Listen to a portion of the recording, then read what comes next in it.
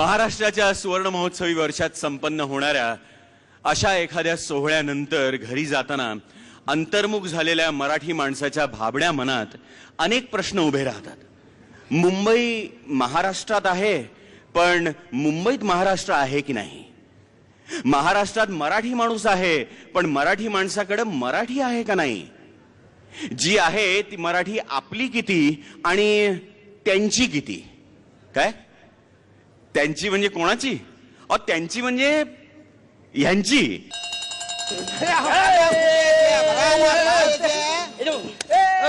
काय बोला माहिती का त्याचं? नाही काय आता नाही काय झालं, गडबड नकोय, गोंधळ नकोय, सगळ्यांनी शांत बसायचं आहे। मायला खुर्ची बोललोय ना आपला, एकदम सायलेन्स बोललो तो सायलेन्स ना। अरे समजत नाही काय, दिमागचा दही करताय। ए तू चालू पड। तेव्हा सर्व परप्रांतीयांनो, तुम्ही आज इथे या मराठीच्या वर्गात मराठी शिकायला आला आहात। तुम्हाला मराठी शिकायचे आहे ना? हरकत नाही। आपण ज्या प्रांतात राहतो ती भाषा आपल्याला यायलाच हवी। तेव्हा सगळ्यात पहिल्यांदा मी तुमची हजेरी घेतो। बहादूर थापा। सलाम शाहजी।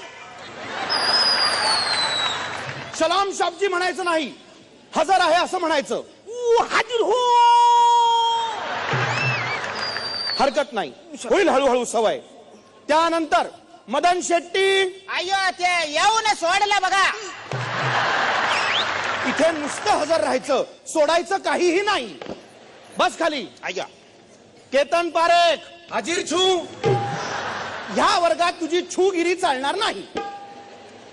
आणि सू करू, सू वगैरे सगळं मधल्या सुट्टी। बस खाली।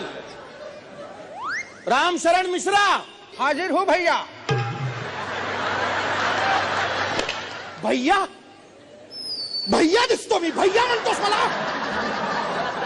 मी गुरुजी आहे, गुरुजी। भैया तू आहेस? हाजिर हो गुरुजी भैया। हे चालेल, बस खाली। आणि आपल्या वर्गातला एकमेव मराठी विद्यार्थी काल्याभाई उर्फ हिरवा वाटाणा उर्फ राजेंद्र कुमार। काय गुरुजी, भेंडी काय प्रॉब्लेम गिब्लेम असेल तर बोला। अरे असं काय विचारतोस? मराठी मुलगा आहेस ना तू? हा मग आपण मराठी आहे, महाराष्ट्रामध्ये राहतो। जय जय महाराष्ट्र माझा, गजरा महाराष्ट्र माझा। अरे गजरा महाराष्ट्र माझा नाही रे, गरजा गरजा महाराष्ट्र माझा। म्हण महाराष्ट्र। महाराष्ट्र स्ट नाही, स्ट्र। तो बस खाली। आणि मला सांग, तुझ्या बरोबर ही मुलगी कोण आहे? सामान। तुझ्या सामानाविषयी चौकशी करत नसून तुझ्या बरोबर ही जी मुलगी आली आहे तिची चौकशी करतोय। ती कोण आहे? अरे भेंडी तेच बोललो ना आपण, ते बाई म्हणजेच आपला सामान आहे ना। अरे या गुरुजीला मराठीत बाई म्हणजे सामान माहिती नाही, मराठीचा क्लास घेते। हो का? बाई मला सांगा, कोण तुम्ही, कुठल्या?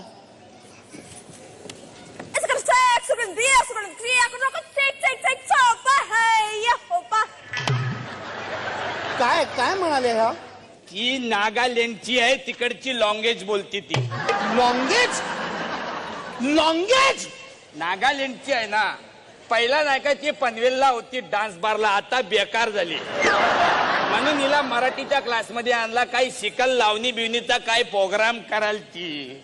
अरे तिला मराठी हिंदी इंग्लिश काय पण येत नाही बोला। अरे कुठलीच भाषा येत नाही तर मग ही डान्स बार मध्ये नाचायची रे कशी? अरे भेंडी डान्सला काय लॉंग्वेज लागते काय? नुसता म्हणायचं लैला डान्स।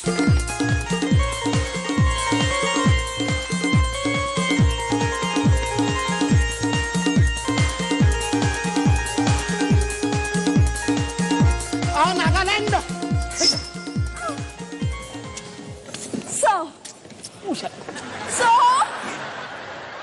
जा तिकडे जाऊन बसा। जा तिकडे जाऊन बसा।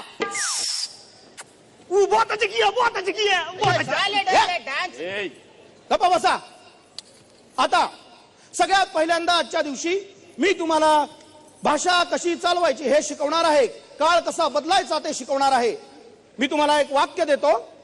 मराठी माणूस धंदा करतो याचा भविष्य काळ सांगा. अयो ते मी सांगते. मदन ये रे ये. अयो हा, हे बघ. मराठी माणूस धंदा करतो. मराठी माणसाचा धंदा बुडतो. अयो ते मी रिअल भविष्य काळ सांगून सोडला गुरुजी.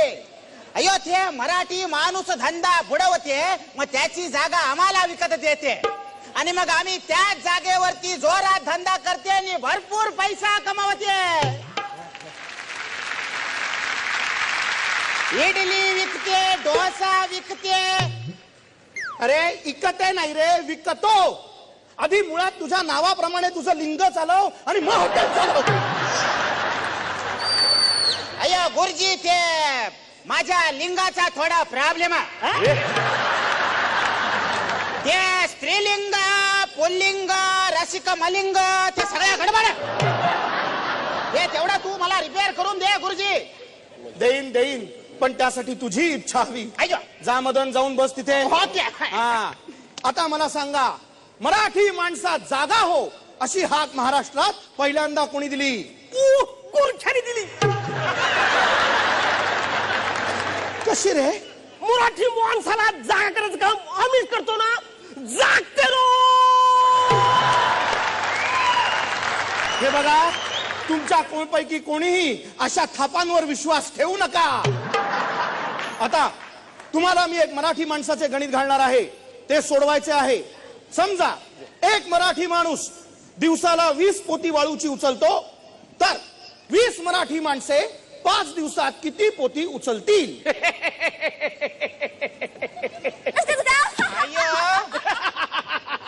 काय केतन, बाळा हसायला काय झालं तुला? अरे मास्तर तू जोक करते का प्रश्न विचारते? काय विनोद काय याच्यात? हा, पहिला 20 मराठी माणस एकत्र येणारच नाही, आणि जरी आला तरी तो पहिला युनियन करेल, मग संप करेल आणि सगळं काम बंद पाडेल. बरोबर नाही? पोती उचलायलाच देणार नाही कोणाला. केम बोलते? अरे, तुम्ही इथे या वर्गात मराठी शिकायला आलात का मराठी माणसाला शिकवायला आलात? आता यापुढे मी एक कविता शिकवणार आहे. माझ्या मागून तुम्ही ती कविता म्हणायची आहे.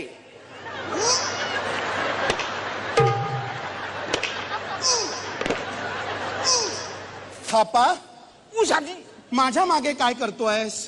तुम्हाला मागणं बोले का मागा गया? अरे मूर्खा, मूर्ख नाही, गुरखा.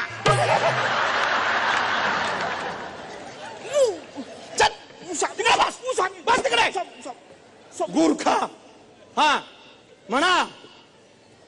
छान किती दिसते फुलपाखरू, छान किती दिसते फुलपाखरू, पाखरू पाखरू छान किती दिसते फुलपाखरू. बघितलंच ना, महाराष्ट्रात राहायचं असेल तर मराठी भाषा यायलाच पाहिजे. हे किती पटलं या लोकांना. When you are in Rome, behave like Roman. So is when you are in Maharashtra, behave like Marathi manus. बघा आमचा यो मराठी माणूस मायला हा अजून साहेबाच्या जागेतच आहे. Jaga? जागा सोडवत नाही तुला. What is jaga? जागा माहित नाही? नाही. घरी जाण तुझ्या बाबांना विचार. हा? चल चल, त्यांचा क्लास चालू दे, नंतर येऊया, बघूया जरा काय प्रगती होते. हा? चल पुढे जा. तर इतके दिवस आपण मराठी शिकतो आहोत, तेव्हा कोणी कोणी काय काय तयारी केलेली आहे? गुरुजी, हा, हम नाटक करना चाहते हैं. तुला नाटक करायचंय? हाँ, कुठलं नाटक करशील? नट स्मार्ट. नट स्मार्ट? नट स्मार्ट. अरे असं कुठलं नाटक? नट सम्राट? तुला नट सम्राट करायचंय? हाँ, कर बाबा कर, तूच राहिला होतास. वो हमने हमारे स्टाइल से कुछ चेंजवा किया है उसमें. काय केलंयस? चेंजवा किया है. चेंजवा? हाँ, अरे वा, फॉर अ चेंज. आता आपण हेही पाहूया. करा. अरे कोणी झोपड़ा देखो का झोपड़ा. अरे एक भैया बिहार वरनं मुंबई मध्ये येऊन टॅक्सी चालवून भजिया पाव खाऊन फुटपाथ वर झोपतोय. अरे कुणी झोपडा देता का झोपडा? क्या बात क्या बात. ए लासवा, ये सोकवा, अरे एक ठो झोपड़ा दे दो छोटा सा, फिर एक छोटा सा झोपड़ा दे दो, एक मेरे लिए और एक मेरे बिरादरी के लिए, और बगल में एक पनवा का ठेला भी मेरे जीजा जी के लिए. अरे फ्लैट नहीं चाहिए, नहीं चाहिए हमका फ्लैट, वो तो सरकार हमें खुद ही दे देगी, कृपा शंकर की. अरे झोपड़ा दे दो रे, झोपड़ा दे दो.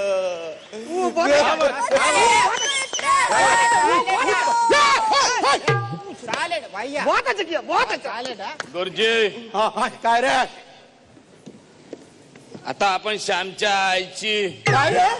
उलटो स्टोरी सांगणार आहे. श्यामच्या आईची गोष्ट तू सांगणार आहेस? हा, सांग बाबा सांग. तर आपल्या स्टोरीचा टायटल आहे श्यामच्या आई. तर ना एक श्याम नावाचा पोरगा असते आपल्यासारखा एकदम टकाटक. तिची ना भेंडी एक आय असते. हा, ती बोलते श्यामला, ए श्याम, जिनगानी मध्ये कधी खोटा बिट्टा बोलायचा नाही, आणि वायट बियट वागून माझ्या दिमागचा धय नाही करायचा. अरे वा, हा, श्यामची आई श्यामला म्हणते वायट वगैरे वागून दिमागचा दह्या नाही करायचा. हा, आणि ती बोलते जिनगानी मध्ये कधी तुला गाली बिली दिली ना तर आईच्या गावात माझ्याहून कोणी वाईट बाय नाही. असा फोडील ना तर डायरेक्ट टाकून देईल. हा, आणि बोलते श्याम, तुझ्यावर जे काय आम्ही फुलटू संस्कार बिस्कार केलेत ना ते भेंडी असे वाया नाही जायला पाहिजे. बास रे बास, नको रे नको. नाही नाही, पुढे फुलटू राडा आहे. हा, म्हणजे श्यामवर तिने संस्कार केले त्यामुळे काय झाला गुरुजी, श्यामचा पुढचा अख्खा लाईफची आई झेड. बास रे बास, तुला तुझ्या पद्धतीने का होईना पण श्यामची आई कळली आहे. खूप झाले रे, खूप झाले. बेस्ट आहे ना. हो, बहुत अच्छा किया तू. चालेल हा. बहुत बढ़िया, बहुत अच्छा. अरे विद्यार्थ्यांनो, आज तुम्हाला मला अत्यंत महत्वाची गोष्ट सांगायची आहे. इतके दिवस तुम्ही या वर्गात येत होतात, मराठी शिकत होतात, पण आज हा वर्गाचा शेवटचा दिवस. यापुढे हा वर्ग बंद. का म्हणजे? अरे भाडी वाढली आहेत, खर्च वाढले आहेत, आता हा वर्ग चालवणं परवडत नाही रे माझ्यासारख्या मराठी माणसाला. त्यामुळे ह्यापुढे बंद. ए मास्तर, ए मास्तर, तू कशाला रडते मास्तर? का रे का? अरे मी आहे ना मास्तर. मास्तर रडायचं नाही. ए मास्तर, हे रडायचं नाही. हे बघ, हे तुझा वर्ग मी विकत घेईल. म्हणजे हा, तुझा वर्ग मी विकत घेईल ना, आणि तुला ठेवेल नोकरीला शिकवायला. काय सांगतोस? हा. मला नोकरी देशील? अरे एकदम परमनंट, टायमाच्या टायमाला पगार पण देईल. अरे वा वा वा वा वा, म्हणजे मी सेटलच झालो म्हणायचा. वेळच्या वेळी घरी येणार, वेळच्या वेळी ऑफिसला जाणार, नोकरी, वेळच्या वेळी पगार, 2 माणसांचं छान कुटुंब, आणि 60व्या वर्षी रिटायर होऊन शेवटी बदलापूरला एक छोटासा फ्लॅट घेऊन राहणार. यापेक्षा मराठी माणसाला जास्त काय बरं लागतं? अरे विकला केतन, विकला रे, विकला मी तुला माझा हा वर्ग. चला सुरुवात करा. ए मास्तर, काय रे? आता ती खुर्ची माझी आहे. म्हणजे? तू आता शिकवायचं काम करायचा, आता मी तिकडे बसणार. अरे पण इतके दिवस विद्यार्थ्यांमध्ये होतास ना. हा, पण आता मी विकत घेतला ना वर्ग. अरे हो हो हो, बसा बसा पारेख साहेब, आपण बसा, मी शिकवतो. तर विद्यार्थ्यांनो, आत्ताच मी तुम्हाला जो शिकवला त्याला म्हणतात मराठी बाणा. मराठी बाणा सुपर. अरे मराठी भाषेचा क्लास, एक मराठी माणूस परप्रांतीयाला विकून मोकळा झाला. हा, मग काय त्यात? अरे उत्तम आहे ना. नो टेन्शन, धंद्याचं झंझटच नाही ना. फॅन्टास्टिक. असं मग सगळा व्यापार धंदा त्या इतर भाषिकांच्या हातात गेला, असं गळे काढायची गरज नाही मग. बरोबर. आणि तुम्हाला ते वाळूची पोती पण उचलायला नकोय. फॅक्ट रे, मराठी माणूस वाळूची पोती उचलणार, काय बोलतोस तू? त्यात काय स्टेटस आहे? मग स्टेटस कशात आहे? बँकेतली कारकुनी करण्यात आहे, की सरकारी नोकरीत आहे की नोकरी मिळत नाही म्हणून पानाच्या गादीवर तासंतास गुटखा खाऊन टाइमपास करण्यात आहे की परप्रांतीयांनी इथं येऊन त्यांनी रोजी रोटी मिळवली आणि आम्ही भूमिपुत्र इथंच राहिलो असं बोंबलण्यात आहे. मला सांग त्याच्याच का बरोबर आहे, नाही नाही बरोबर करेक्ट. पण काय ना मराठी माणसामध्ये धंद्याचं डेअरिंग नाही, काय करणार? डेअरिंग नाही ना, एक करायला लागेल. काय? परप्रांतीयांसाठी जसे मराठी भाषेचे क्लास काढले तसे मराठी माणसासाठी धाडसाचे क्लास काढायला पाहिजेत. कळलं? पटलं ना? चल पुढचा महाराष्ट्र बघूया. चल माझ्यावर दाखव. प्रस्तुत झी गौरव